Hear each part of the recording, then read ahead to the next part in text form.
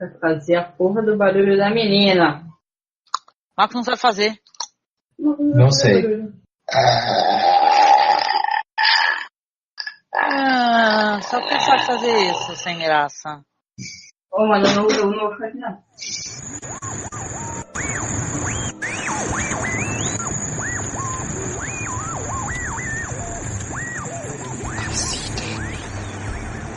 Census taker once tried to test me.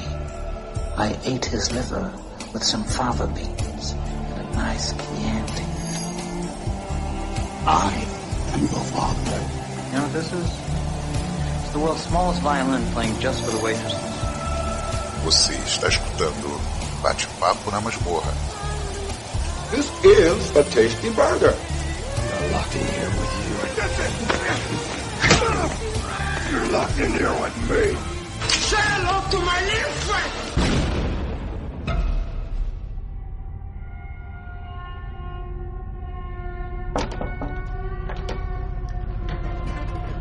Come on, Peter. Here's your suit.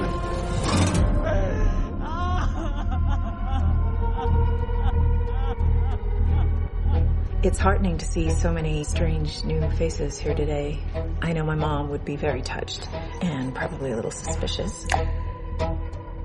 My mother was a very secretive and private woman.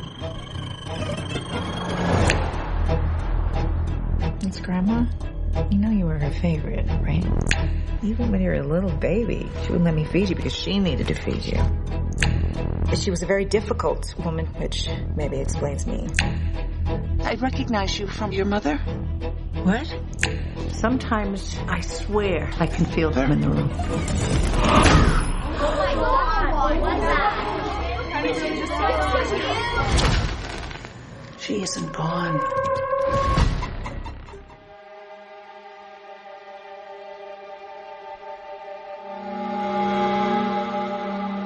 Olá, aqui quem fala é a Angélica. Olá, aqui é o Marcos.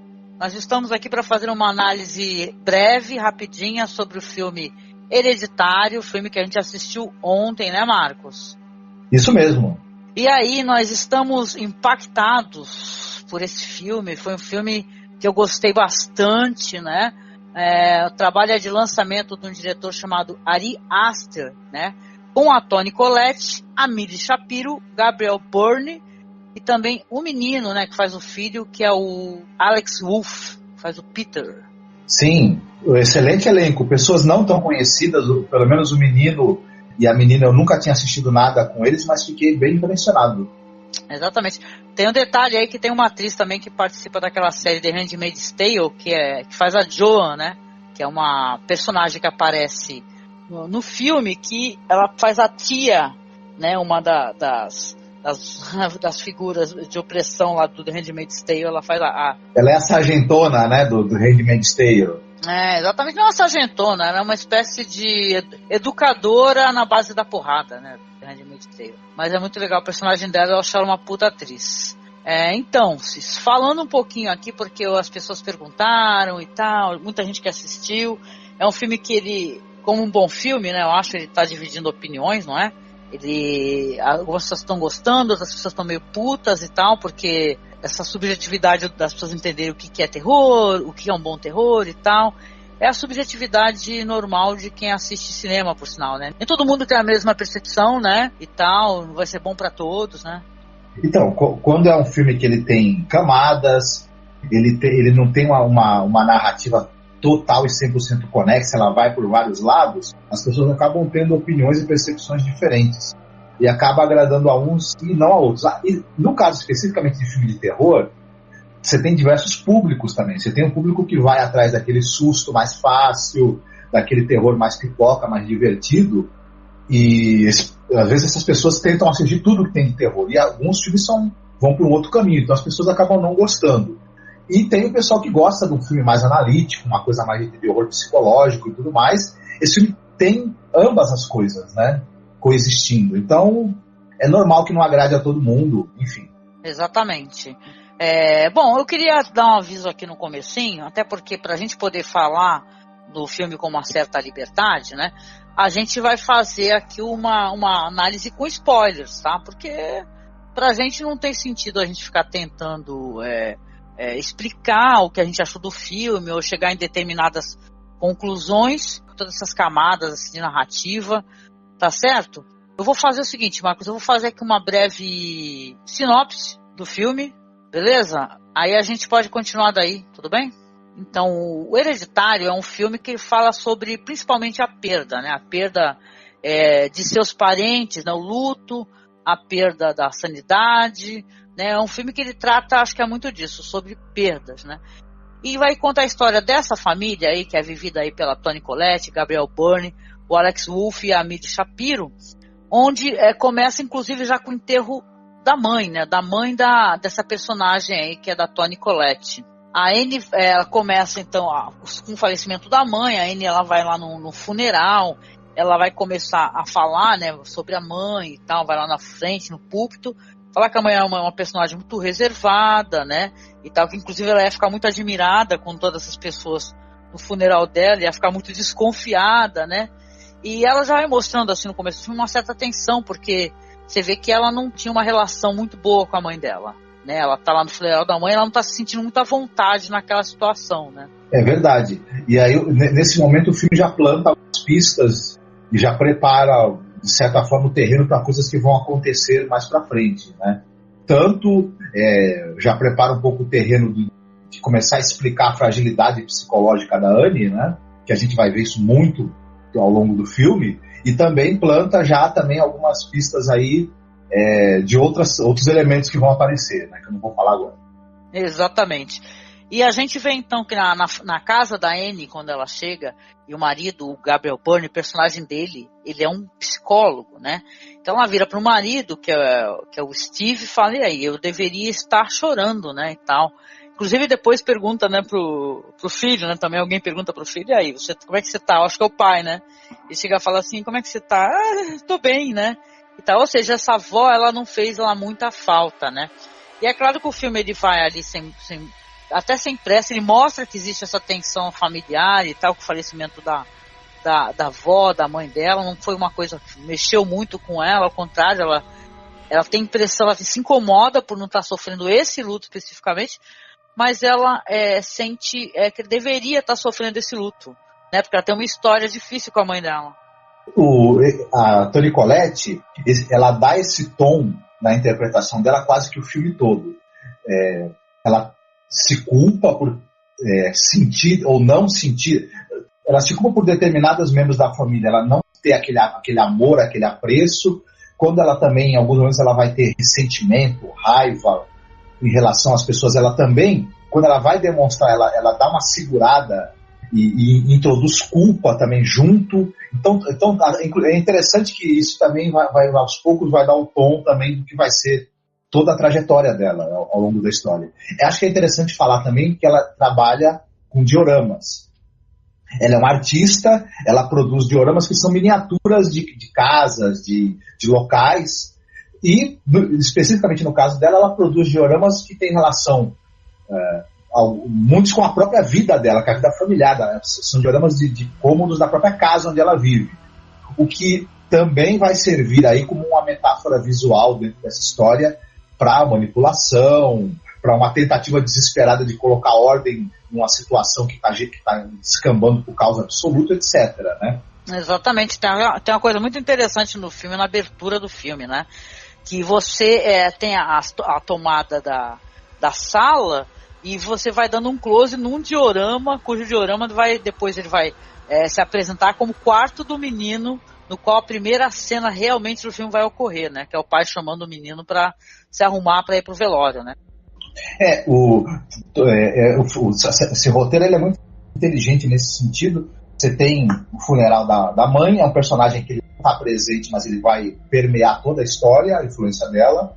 Você tem essa coisa do diorama e essa tentativa a manipulação e a tentativa de tentar controlar e impedir esse destino que já está mais ou menos traçado aí para esses personagens, que a gente vai saber no final, né? Então é muito interessante, os elementos já estão desde o início que vão ser trabalhados durante toda a trama. Isso é bem, bem legal. A gente já começa a prestar atenção também maneira como a fotografia é muito interessante, né? Tem um uso muito bom de movimentos ali da câmera. A gente realmente acompanha o andar dos personagens ao longo da história e pelos cômodos da casa. A gente vai também ter isso. Que vai ser importante na hora que as coisas ficarem pretas, né? Ficarem bem feias. Né? Exatamente, como se a gente fosse um observador de um diorama, de certa maneira, né? Como ali, numa figura maior, assim, eles também estão dentro de um diorama, né? Já que eles estão sendo manipulados e tal, né? É muito legal essa brincadeira aí que foi feita nesse filme, com essa questão da manipulação e tal, né? E da questão da perda, né? Vamos lá, então, comentar um pouquinho sobre algumas cenas que a gente gostou do filme. A gente não vai fazer a narração aqui do filme, mas existem cenas realmente que são porrada, né? E a gente não está falando nem só de o terror mais explícito, né? Mais gráfico e tal, porque o filme tem isso daí. Existem cenas ali realmente que elas são por exemplo, a Toni Collette, a atuação da Toni Collette, ela é sacanagem, né? Porque ela consegue, aliás, viu, ouvinte, só para colocar aqui, eu já sou fã da Toni Collette desde o Casamento de Muriel, aquele filme australiano, sabe? Se você não assistiu e se você, por exemplo, como eu, você gosta de ABBA, você tem que assistir porque é muito bom. Ela já arrebenta a boca do balão no Casamento de Muriel. E também, além de outros trabalhos, ela tem aquele trabalho mais mainstream lá no Sexto Sentido. Ela tá naquele filme Um Grande Garoto. Ela tá no United States of Tara, né? Aquela série onde ela também... A Toni Collette também, ela faz muito sucesso. Eu recomendo pra caramba, se você gostou da atuação dela nesse filme, você tem que assistir o United States of Tara, que ela faz uma mulher que ela tem várias personalidades, sabe? Ela tem esse problema que acho que personalidade dissociativa, né? Um negócio assim, não lembro o nome dessa. E ela são personagens muito, muito bem definidos, assim. Quando ela passa por esses períodos aí que ela faz a transição entre os personagens, eles são com características muito bem definidas, sabe? Isso é muito legal. Então não deixe de assistir, até porque é uma série que eu lembro que eu lamentei muito quando não teve mais, sabe? Você tá falando dela, ela realmente é muito boa. E eu achei engraçado esse filme tem uns momentos, sem descrever muito detalhadamente, em que assim, o drama, ele poderia ter passado do tom, poderia ter passado do limite e até caído no ridículo. Até porque tem alguns... Você tem o elemento ali do horror psicológico, mas você tem também o elemento do horror sobrenatural. Mas a Toni Collette, ela segura de uma maneira, tem hora que arranca, escandalosa, assim, de uma emoção fortíssima, e você está esperando um grito, ela vem com um sussurro. Então, ela não deixa o negócio descambar para um dramalhão estriônico em que você poderia até ter humor involuntário, a partir do exagero das interpretações. Ela também, ela nunca perde o fio da coisa de que ela, por mais que ela esteja com raiva, com ódio, com ressentimento, com frustração em relação àquelas pessoas, ela também é uma mãe, ela também ama, ela também tem culpa por sentir tudo isso, então ela modula muito bem isso. Às vezes o grito está acompanhado com uma expressão muito menos carregada e você tem uma expressão corporal e facial carregada acompanhada de uma fala quase sussurrante, uma fala assim controlada. E é muito interessante essa modulação que ela dá na interpretação dela, e para mim acaba fazendo com que o filme tenha peso dramático, assim, um pouco mais sério em alguns momentos, quando poderia, às vezes, o negócio perdeu o tom ali. É verdade, não, realmente, a interpretação da Toni Collette, além de... Claro, né, não vamos falar só da Toni Collette, apesar dela ser a interpretação mais, né, eu acho que muito mais poderosa, né, apesar que a menina também, que faz a filha, né, que é a atriz Amélie Shapiro, que faz a Charlie, né, eu também achei ela muito interessante, personagem interessante. Ela é aquele personagem da criança estranha, né, que você tem nos filmes, mas ela, ao mesmo tempo em que ela tem essa coisa de uma inocência, de uma fragilidade, de até um medo do mundo exterior pelo fato dela ser tímida, retraída, também quando ela tem aqueles momentos da psicopatia, que também estão presentes ali nela, ela assusta também, em certos momentos. Ela te dá uma... Ao mesmo tempo que você tem pena, você acha ela fofinha, que você acha a inocência e a fragilidade dela comoventes, ela também te dá um certo medo em alguns momentos. E é difícil fazer essa transição. Ela faz muito isso com o olhar. O olhar, às vezes, de de medo do mundo exterior é substituído por ela meio duro, meio maligno, e ela faz isso de uma maneira muito discreta e muito bem feita, essa menina. Ela tem, assim, um talento muito interessante ali. O filme tem uma coisa muito legal, né, porque isso aí tá no trailer, inclusive, né, que ela faz uns barulhos, ela faz, né, ela tem esse hábito de ficar... Esse momento meu filho tá melhor de cara feia, que a gente fomos nós três assistir o filme, né. Ela fica fazendo esses barulhos e tal, e isso daí é uma coisa que fica muito... É um som muito característico, né? Muito interessante, e você fica muito amedrontado, porque em alguns momentos do filme, onde essa personagem não vai estar mais presente, a gente escuta o som, né? Aí você fica realmente com medo de um som tão simples, né? Que alguém não está de língua, né? Esse filme tem muito cuidado com o uso do som. É uma narrativa que usa muito, de maneira inteligente, o som. Tanto por esse barulho que a menina faz e que vira característica do personagem dela, e que vai depois ser usado quando ela teoricamente não está mais presente, né? E quanto outros elementos sonoros aí que o filme usa. O filme também usa a trilha muito bem, né? Ele não usa a trilha para ficar marretando ali na cabeça do espectador o sentimento que o espectador já está sendo despertado pela imagem. A trilha aparece como contraponto. Uma cena muito escabrosa, a trilha silencia. Numa cena mais leve, a trilha fica pesada, para sugerir que aquele momento ali de tranquilidade é uma tranquilidade falsa, que é prenúncio para a desgraça que está vindo. Então, tudo isso é muito bem usado. Assim, tanto os efeitos sonoros quanto a trilha são usadas de maneira inteligente, não muito óbvia. Assim, isso é muito legal. É um ponto positivo desse filme. Sim, a trilha sonora, por sinal, do filme é acreditada ao Colin Stetson, né? Gostei muito, né, que é aquela trilha meio dissonante, né?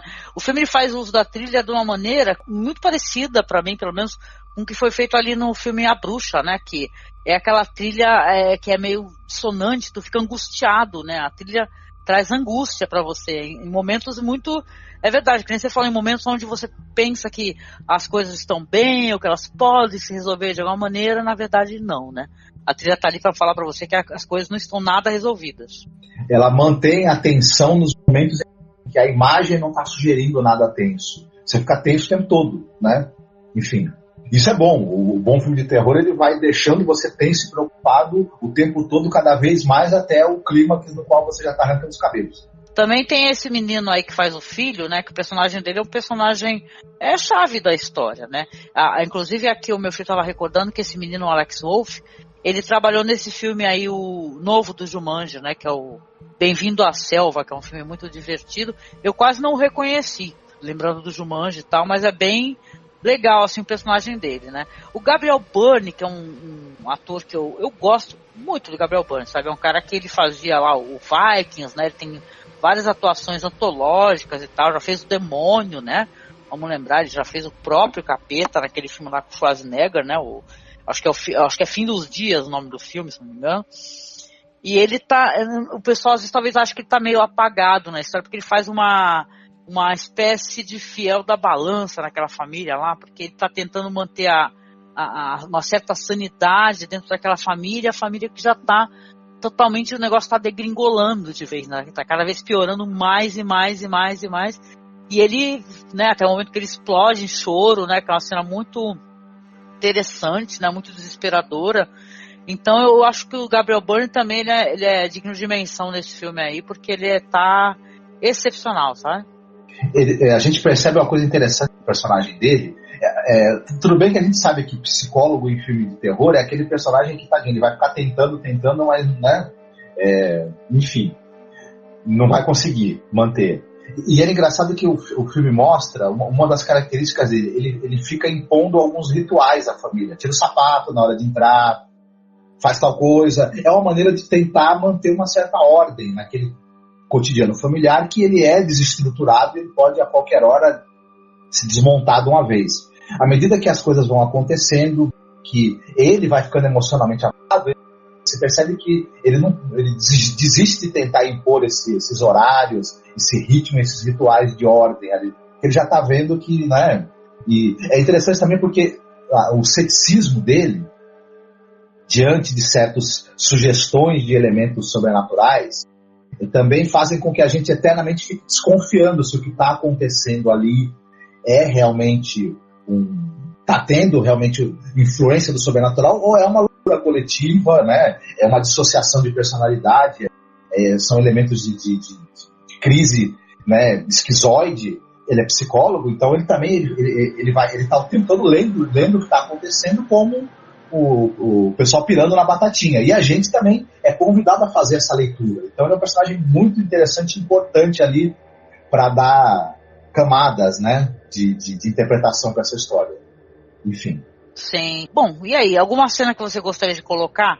Eu acho que o filme, logo de cara, assim, é legal uma pegadinha que ele faz logo de início, que você até tem no trailer essa personagem aí da Charlie, né, que é a filha, e o filme ele já meio que já te dá uma porrada, logo uma voadora com os 2 pés, né, porque você descobre que a primeira personagem que vai rodar é justamente a filha, né, e tal. Você pensa que é aquela criança esquisita e tal, que ela vai estar em toda a história, tipo, né, o exorcista, não é? Só que não, né? A filha é a primeira personagem que ela vai ser limada da história. Claro que ela vai participar de outras maneiras também, né? A presença dela, ela tá presente, né? Em toda a narrativa do filme, só que ela vai ser eliminada, e é de uma maneira terrível, gente, porque o menino, eles têm com a mãe uma relação que a gente vem descobrir depois, que é uma relação de tensão e tal, de raiva, né, de tudo muito inculcado ali, e ela fala assim pro menino, né, fala assim, ele tem uma festa lá da escola e tal, tu vai levar tua irmã, porque ela quer ter a certeza absoluta que o menino não vai beber, né, só que a menina não quer ir, né, a menina é uma menina muito retraída, né, ali fechada ali no universo dela, ali ela desenha muito, né, ela tem um bloquinho que ela desenha, e ela tem um lance dela desenhar as pessoas com uma face meio estranha, né, e tal. Ela vê as pessoas desde o enterro da avó, né, que ela tá no enterro da avó, ela faz a avó no caixão, né. Tem uma coisa nesses desenhos da menina, e é engraçado como essa história, você tem pistas ao longo de toda a história do que vai acontecer, e se você prestar atenção, for relembrando a história do filme, de certa forma, se você pegar todos os desenhos que vão aparecer e você colocar na sequência, a história do filme está contada ali, inclusive o que vai acontecer no final, né? Não vou dar esse detalhe assim muito, né? Mas quando vocês forem assistir, prestem atenção em todos os desenhos, principalmente quando estiver mais perto ali do fim, tem um momento chave ali onde até o final do filme, de certa forma, é revelado por um desenho que a mãe vai visualizar. Isso é muito curioso. Vou falar de uma cena que eu gosto. Eu gosto muito das cenas em que você tem o diorama e depois esse diorama acaba sendo transposto para aquela mesma cena na casa de verdade. Então são sequências que me agradam bastante. Essas aí, por exemplo. Tem a chocante cena da morte da menina, que é uma quebra de expectativa, inclusive do rumo que a gente acha que a narrativa vai seguir, né? Toda essa sequência aí é muito bem feita, muito interessante, e ela é um momento assim que eu achava que estava tendo um esforço de organizar as coisas das pessoas ali, e a tragédia vai uma tragédia se sobrepondo à outra. Eu gosto dessa coisa que o filme faz das tragédias irem se acumulando e o equilíbrio das pessoas ir para o espaço, né? São cenas boas também. Eu gosto muito da cena em que a Toni Collette tá, a primeira cena que tem ela no grupo, em que ela não quer falar, tá aquela roda de pessoas, daqui a pouco ela começa a falar as coisas, né, da dinâmica familiar que ela tinha com a mãe, que são terríveis, aberrantes, e o silêncio das pessoas escutando aquilo lá, é muito boa aquela cena, eu gostei bastante.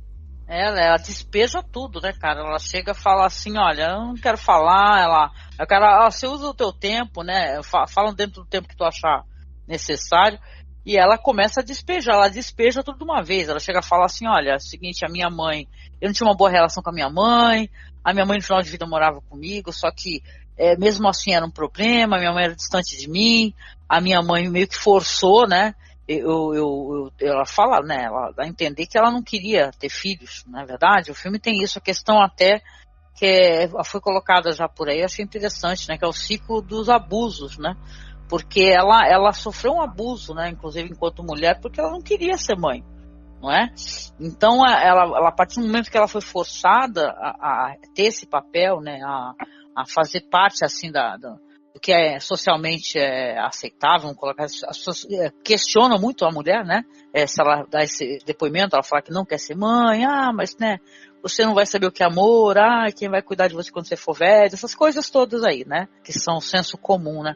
Então a personagem dela é muito trágica também nesse sentido, né? Porque ela não queria realmente ser mãe, até talvez por causa desse relacionamento que ela tinha com a mãe dela, né? Que era um relacionamento muito bom, né? E tal, o irmão dela se suicidou e fala que a mãe estava tentando colocar pessoas dentro dele. Aí você já fica, né? O pessoal do grupo também fica todo mundo... Aí isso tem uma coisa interessante. Todos esses elementos que funcionam como elementos dramáticos ali da decadência psicológica dessa mulher, das maluquices e coisas muito cruéis que a mãe fazia, manipuladoras, e também vão depois se encaixar na trama quando você tiver os elementos sobrenaturais. É uma coisa assim que, nesse sentido, o filme ele caminha muito bem, como um Bebê de Rosemary, por exemplo, que você tem certas coisas estranhas que depois vão se encaixar e vão fazer sentido, né? Mas também, para mim, ao mesmo tempo, a fragilidade, o ponto negativo que esse filme tem também reside aí, que isso tudo vai se encaixar muito bem em um determinado momento, mas o filme não se segura e explica uma segunda vez. Depois que as peças já se encaixaram e você mentalmente já conseguiu montar o quebra-cabeça, o filme parece que fica tentando depois repisar isso daí para ver se você entendeu direitinho. Para mim, se eu tivesse uma crítica negativa, um aspecto negativo nesse filme é esse, né? Não precisava depois, mais para frente, as explicações que vão ser dadas, porque todos esses elementos vão se encaixar bonitinhos ali e você vai montar esse quadro aí bem montadinho, sem precisar depois das explicações posteriores, né? É uma pena. Eu também acho. O filme, ele realmente é um filme, um excelente filme, tá? De forma alguma é uma crítica mal-humorada do filme.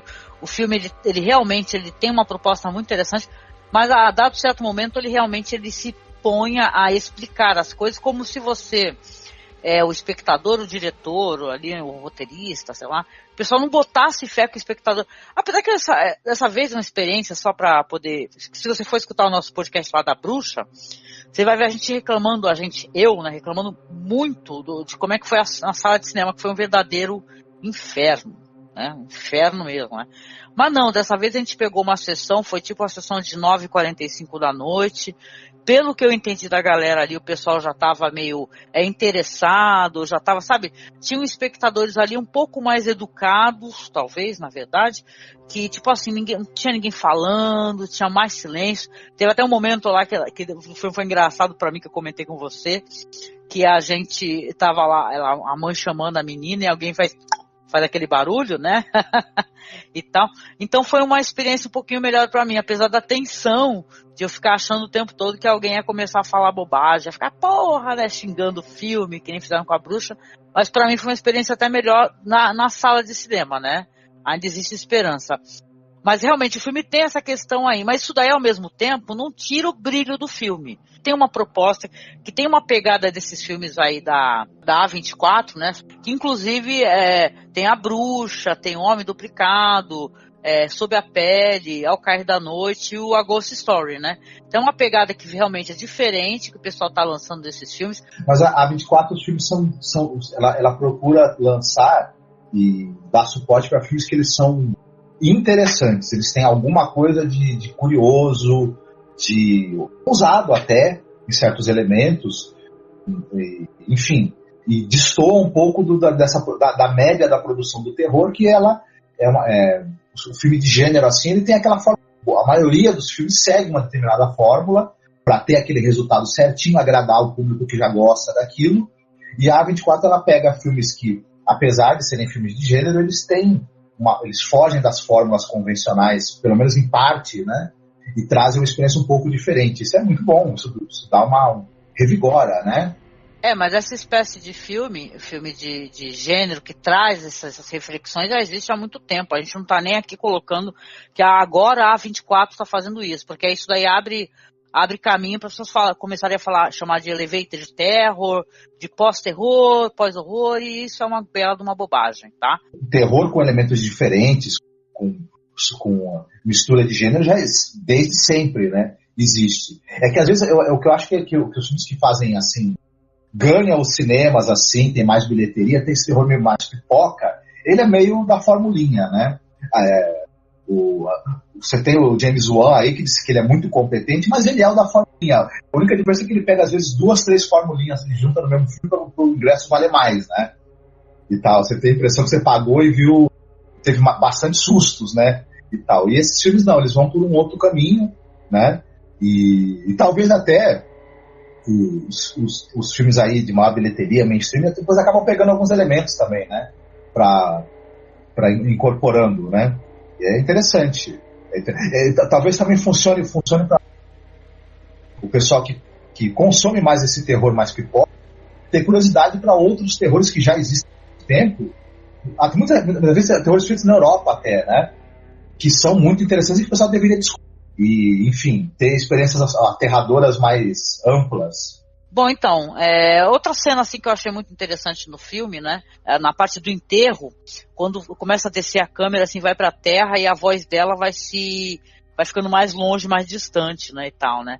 O filme ele tem esse uso de câmeras, assim, de ângulos muito legais, sabe, para poder captar justamente, assim, essa emoção da cena, né, a tensão, né, da cena, e como a gente falou lá atrás, também essa brincadeira de como se tivesse a gente aqui, espectador, a gente também tá olhando um diorama, né, uma miniatura, que é aquela família, né, que o cinema é isso também, né, você tá olhando até de longe uma situação, né, algum espectador ali passivo, de certa maneira, né, isso é muito interessante.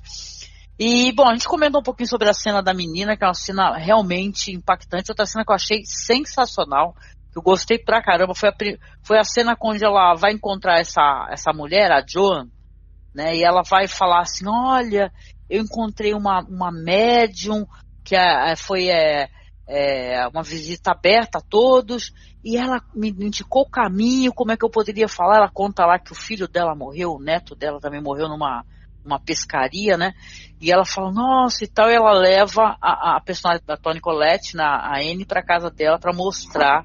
E aquela cena também eu achei sensacional, cara. Eu pensei que nunca iriam superar algo como foi feito ali naquele filme Os Outros, sabe? E eu achei muito boa essa cena de invocação num filme de terror assim recente. Foi muito legal. Foi interessante mesmo. Esse filme tem os elementos de filme de fantasma em alguns momentos e eles são bem feitos. Tem uma cena-chave ali onde ela vai fazer uma espécie de sessão espírita com a família, com os membros sobreviventes da família, que é muito interessante também, mas ao mesmo tempo serve para desviar é uma pista falsa do que realmente está acontecendo, que o roteiro coloca pra gente também. Isso tudo é bem interessante, né? E essas coisas que o filme levanta, hein, que eu achei muito legal, tipo, tudo bem que isso aí depois mostra que são sonhos, né, ou não, né? Então, quando ela chega e fala pro filho, fala assim, olha, eu nunca quis ter você, eu nunca quis ser mãe, cara. E o menino, por que você me teve e tal? Não, sabe, é muito interessante isso daí. Como ela tem esse passado, né, ela fala que numa bela noite, ela fala que é sonâmbula, e ela acorda na hora que ela acendeu o fósforo e ela já tinha molhado os filhos com fluido e ela mesma com fluido também, né? Então isso daí, pra uma cena mais pra frente, uma cena chave, né? Isso daí é terrível, porque isso é uma coisa que esse filme tem, ouvinte, que eu achei pessoalmente, né? Claro que você pode fazer essa leitura da questão psicológica, né? Da família, que eles estão passando por isso, a gente está olhando pelos olhos deles e a gente acha que está acontecendo, só que não. Né? Na verdade, é tudo da imaginação de pessoas que já estão mentalmente insanas, sabe? Então o filme deixa isso aí meio aberto, e até o momento que ele se adentra, o horror, assim, é o horror com H maiúsculo mesmo, né? Então eu achei legal que, assim, o filme ele faz essa espécie de jogo com o espectador, né? Aonde você pode estar acreditando naquela história, tá olhando com viés sobrenatural, pode estar olhando, assim, realmente pessoas que estão sofrendo luto, a perda e tal, não consegue, que o pior fantasma que existe, na verdade, é o luto, né, cara? É você não perdoar alguém, entendeu, por algo, sabe? Isso aí também é bem válido. Você não aceitar, né, a morte das pessoas, principalmente a perda de uma pessoa com quem você tinha uma relação que não era bem resolvida, Isso também é muito complicado. Você tem sentimentos conflitantes, você já tem culpa e frustração e mágoa em relação àquela pessoa quando ela está viva, aí ela morre, aí você tem essa dificuldade de aceitar e passar pela fase do luto porque você deixou um monte de coisa não solucionada, aí uma tragédia vai se sobrepondo à outra, o que também para mim ainda permite que você faça uma interpretação desse filme, que ele pode ser aí uma loucura coletiva, uma dissociação de personalidade que está sendo interpretada como um elemento sobrenatural, é o elemento do sonambulismo da personagem da Toni Collette, né? Esse elemento que ele tá ali na trama presente, ele ainda, apesar de o final dar a entender que há um elemento sobrenatural muito concreto, esse elemento que está na trama ainda te permite fazer essa leitura, né? É interessante isso e tal, apesar da insistência em alguns momentos de ficar explicando muito e até de martelar esse elemento sobrenatural. Quando ele chega também, eu acho que o filme, eu não acho que ele casa essa coisa do horror psicológico e do sobrenatural perfeitamente bem, né? Para mim, acho que tem filme que faz isso melhor.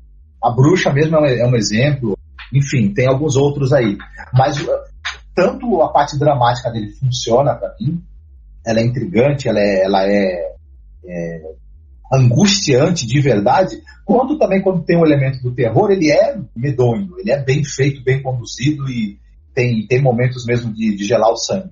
Eu só não sei, para mim, pelo menos, se essas duas vertentes que o filme explora, para se elas se encaixam com perfeição, né? Talvez para mim, se não fosse a exposição em algum momento exagerada, eles se encaixassem melhor, mas não diminui o filme de jeito nenhum, né? Para mim foi uma experiência muito boa de qualquer maneira. Mas essa exposição é mais no terceiro ato do filme, né? Porque a gente tem ali até então, o que é mostrado ao espectador, né? É no final que o pessoal fica meio explicando e repisando e tal, né? Isso. Para mim, esse terceiro ato, apesar dele ser assustador, né? De ser, enquanto um exemplo de bom terror sobrenatural, bem feito e muito, né, e medonho, ele para mim é a parte mais fraquinha do filme, né? Porque ele é a mais gritantemente clara, né? Eu não acho. A outra ainda te intriga, né? Tem um momento em que o filme ele substitui o sentimento de dúvida e de intriga por um sentimento de horror mais claro e aberto, né? Mas isso é ótimo. Né?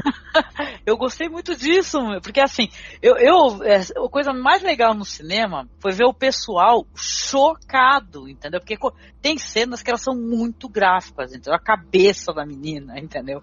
Por exemplo, algumas coisas assim, porque nem estava conversando, a gente veio conversando ontem bastante, né? A mãe, né? A representatividade da mãe no cinema, né? A mãe, ela é aquele personagem dentro do imaginário, né? Ele é aquela ponte de segurança, né? De amor, de afeto e tal. A mãe, assim, nessa história, com uma coisa, inclusive, até desestabilizadora da família, como essa personagem da Toni Collette, é muito interessante, porque é terrível. E tem certos pontos do filme, mais pro final, principalmente, que você vai falar, caramba, você se caga de medo daquela personagem que é a mãe, né? Então é muito legal isso daí. Eu gostei quando vai pro elemento do terror, ao mesmo tempo eu gosto muito disso no filme, porque ele vai mesmo, entendeu? Aí ele se coloca dentro do gênero mesmo, porque senão ele tava correndo um risco, de repente, de virar uma história sobre um drama familiar, entendeu? Também não seria ruim.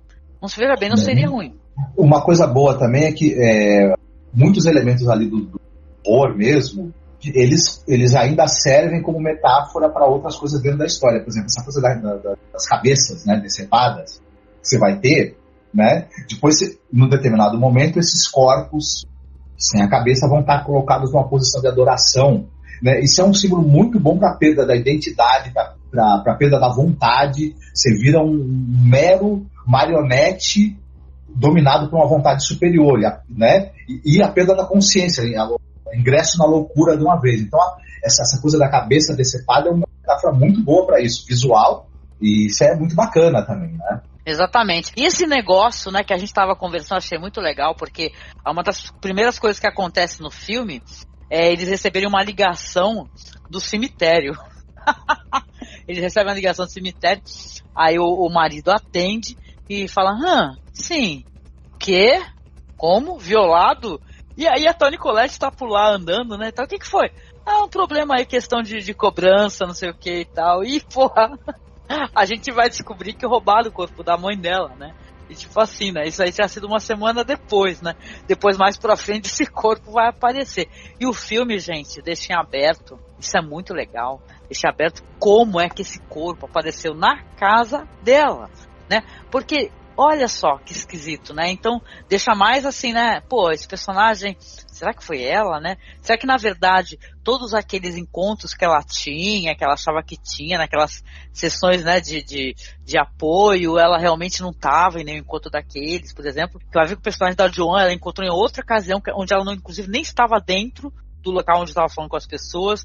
Então, fica meio aberto se realmente, será que foi ela que foi lá e desenterrou o corpo?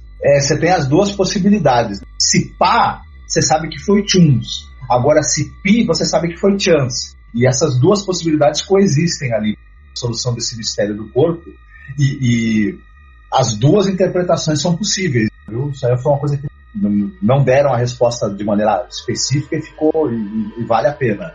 É bom ficar esse mistério na nossa cabeça. É verdade, porque tem os asseclas, né? A gente não falou. O filme ele mostra que realmente aquela religião, sei lá, aqueles adoradores do... Qual é o nome da entidade demoníaca? Como é que era? Não era o Pai Mei.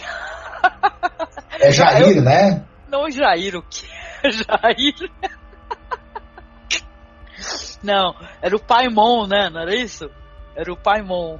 O Paimon, isso. Que é um dos 8 senhores do inferno e que ele precisa habitar um corpo masculino e que ele dá pra você riqueza, né? Sabedoria em troca, né? Mas se tiver num corpo masculino, né? Porque primeiro foi colocado então no corpo da menina, né? E tal, só que não é um corpo ideal, né? E tudo, aí não deu certo, né? Tem um lance lá da miniatura lá, inclusive, que mostra que a avó, ela fala assim que a mãe, a mãe se aproximou depois, né?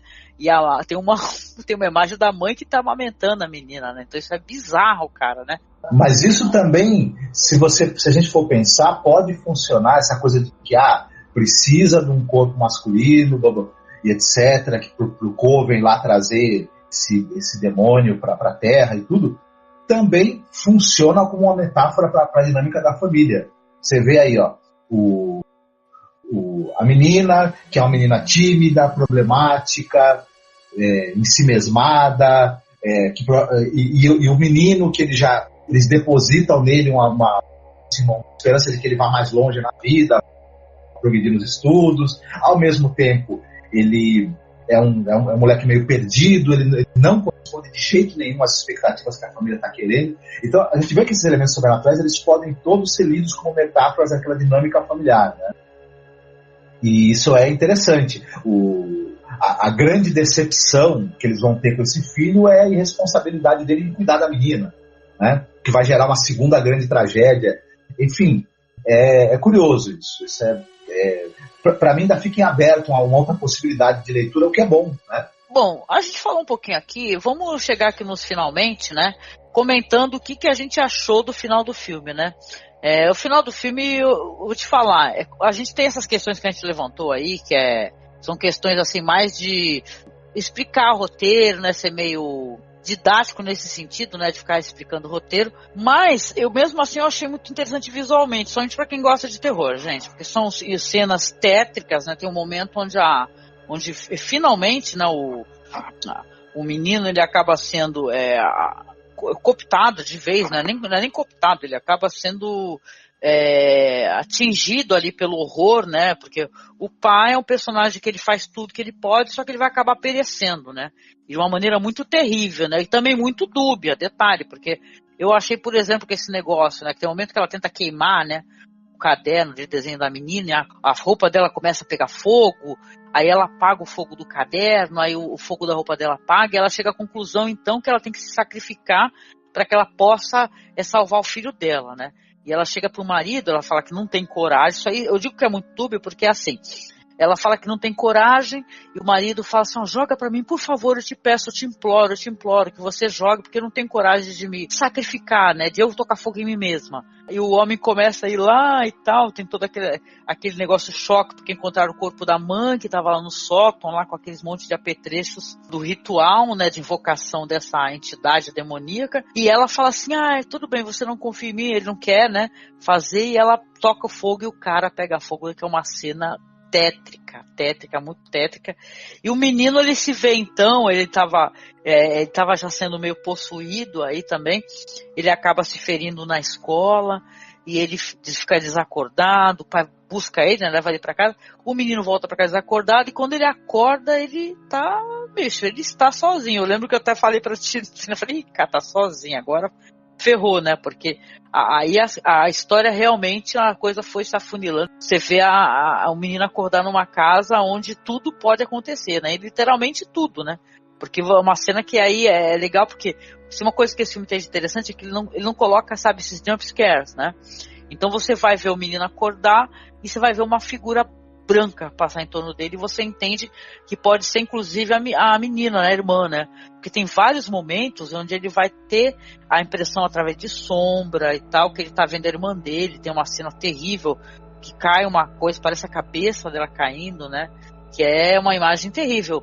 mas ele acorda e caramba, o que aconteceu, né, a mãe dele, ele não consegue localizar a mãe dele, né, e tal, e fica olhando e chega assim no corpo carbonizado do pai. É uma cena terrível, é uma cena gráfica, né? Ele reconhece pela aliança, inclusive, né? Do pai, né? A mão fechada, né? As mãos estavam segurando alguma coisa, né? Então, né? Pra mim, a cena que ele se machuca na escola, e tudo pra mim, aquela cena é incrível, é de um impacto muito grande, e assim, é talvez a última cena em que você tem uma grande dubiedade ali do que está acontecendo, né?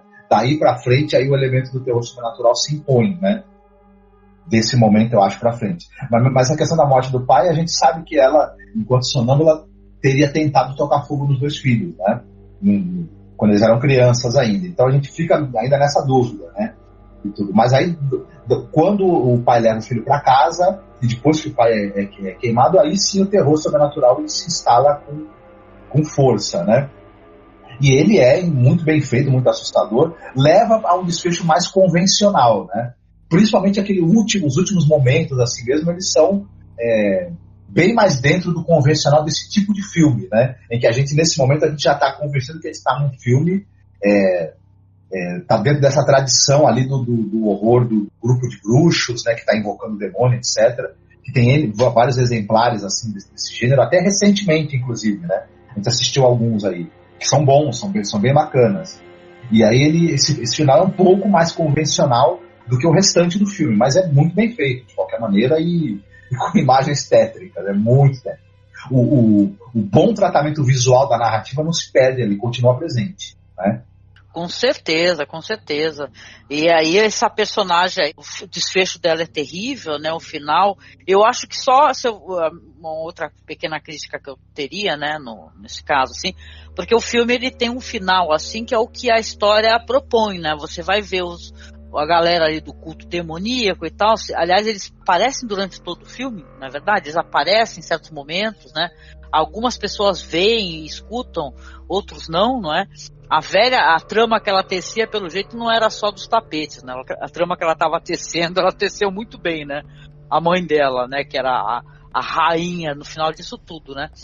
E é interessante porque, para mim, no final, é claro, você poderia ter terminado até certo ponto ali, né? Tem um momento onde você vê o menino, onde ele vai estar incorporado ali, ele já vai ser esse Paimon, não é?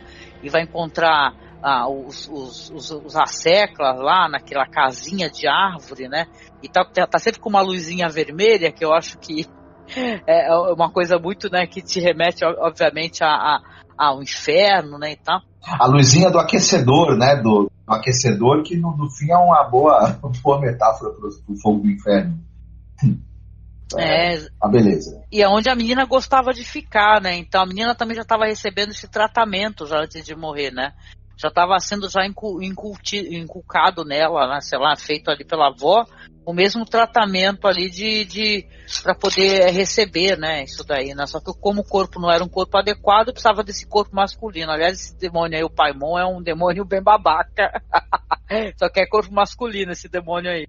E no final eu achei que, tipo assim, você tem toda aquela visualização daquele horror, não é? Os corpos, eles ali prostrados, né, em adoração, sem cabeça, né, o corpo inclusive da mãe. A cena da mãe cortando a própria cabeça é uma cena terrível, que é quase tão angustiante quanto o Kiri lá do Audition, né, ela fazendo isso. Sim, e também é mais uma possível metáfora da pessoa que se vendo às portas da loucura resolve se suicidar. E se suicidar cortando a própria cabeça, onde estaria o centro da sua loucura, né? Da sua desagregação enquanto pessoa.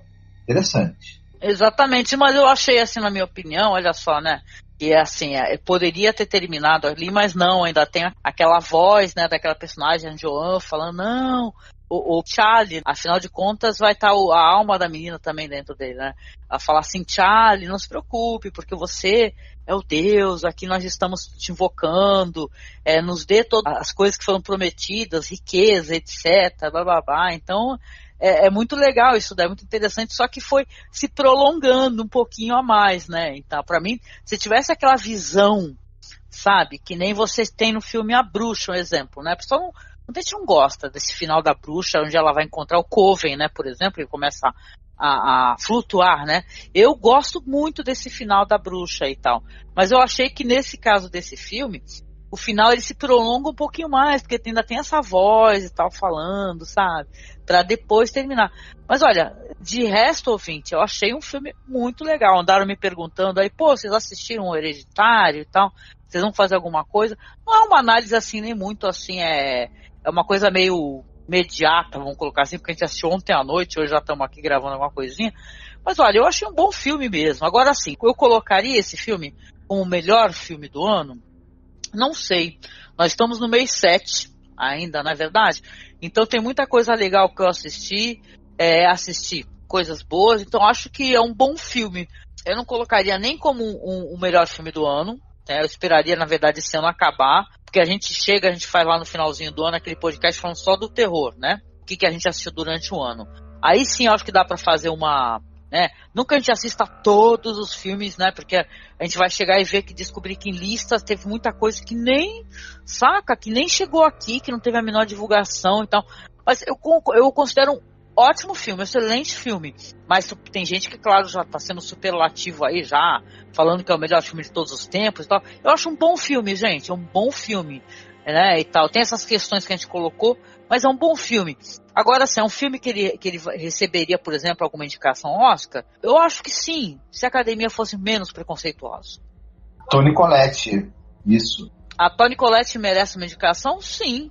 É uma tremenda atriz, ela já vem merecendo indicação na de hoje, saca? O filme fez sucesso em Sundance, tal, já fez bastante barulho, mas a gente ia gostar de ver, sabe, esses jovens cineastas e tal, eles terem mais, né, destaque, né, para possibilitar maior alcance na carreira dos caras. Tem realmente gente falando que é o melhor filme de terror do ano. Eu ainda gosto mais das Boas Maneiras. Ainda acho o filme mais redondo.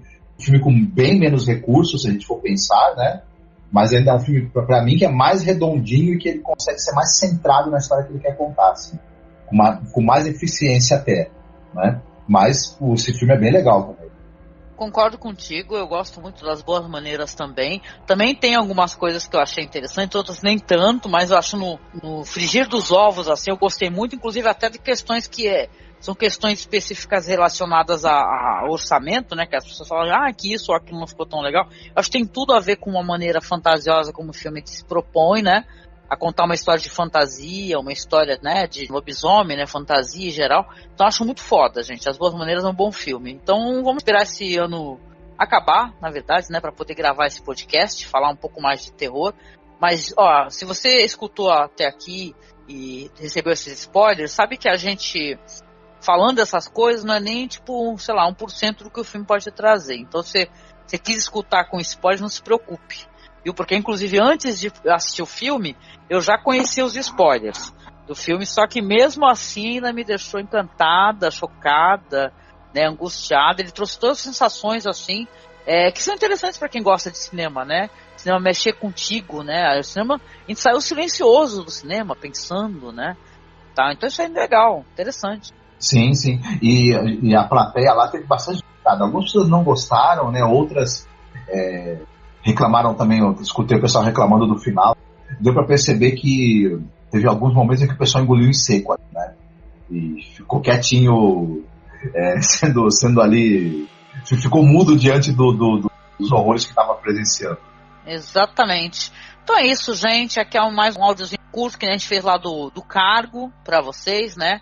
Quando a gente assiste alguma coisa e vai gravar um podcast, né? Um áudio para deixar aí para disponibilizado. A gente está devendo aí colocar o blog nos trilhos, né? A gente vai fazer isso, né? Então, qualquer dúvida, escutem lá aquele podcast que eu lancei sobre... Foi antes desse podcast de Tommy, tá? Onde a gente fala um pouco sobre podcast, fala da pós-pesquisa, etc. Que lá eu explico como é que a gente está fazendo isso daí, quando é que vai rolar mais ou menos, o que vai acontecer. Agradeço aqui a audiência de vocês. Peço para vocês, por favor, né, acompanhar a gente nas redes sociais, porque a gente tem nossa página, gente. A nossa página, a gente precisa muito do apoio de vocês para a divulgação do conteúdo da página, porque o Facebook, né, ele não colabora nesse sentido. Sabe como é que é esse negócio? O Facebook, Zuckerberg, go to hell. Eles querem que a gente patrocine todas as publicações, elas não chegam, sabe, na metade do pessoal que curtiu a página. Então, se você puder ir lá na página, compartilhar nossas publicações, a gente agradece. Que a gente, inclusive, coloca todos os podcasts lá, tá? Podcast, trecho de filme. Eu coloquei muita coisa boa recentemente, inclusive coloquei daquele filme lindo, Departures. Partida saiu aqui no Brasil, que é um filme muito bonito. Então, gente, acessem lá, tá? Por favor, é facebook.com/cinemasmorra. No Twitter a gente está lá com o nosso perfil, que é @masmorra_cast. Nossos perfis, tá? Meu e do Marcos estão aí disponibilizados na publicação. E, Marcos, obrigada por gravar comigo aqui esse áudio. E quer deixar algum recadinho, meu querido? Não, eu fiquei contente com a gravação, um filme que eu achei interessante e tudo mais. E o recado é que vocês aí mantenham a cabeça no lugar, viu, ouvintes? Se puderem. Beijo, até o próximo, gente. Fiquem bem.